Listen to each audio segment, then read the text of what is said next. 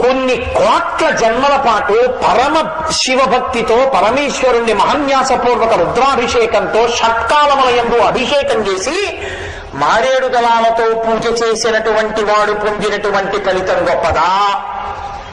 అలా వెళ్ళిపోతూ ఇలా చూడకుండా విశ్వనాథలింగాన్ని ఓసారి ఇలా చూసి అలా వెళ్ళిపోయిన వాడు గొప్పవాడా అంటే ఇలా చూసి అలా వెళ్ళిపోయిన వాడే గొప్పవాడు.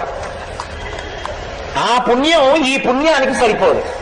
సకృత్ ఒక్కసారి సకృన్నత్వానత్వా అంటారు సౌందర్యలహరిలో శంకరులు. సకృతీక్షణమున సంభవించు.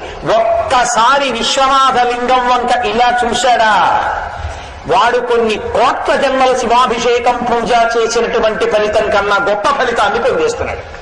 అది కాశీపట్టణం యొక్క వైభవం. కాబట్టి అఖిల కాలంబు శంభు నర్చించిన ఫలంబు సకృతీక్షణమున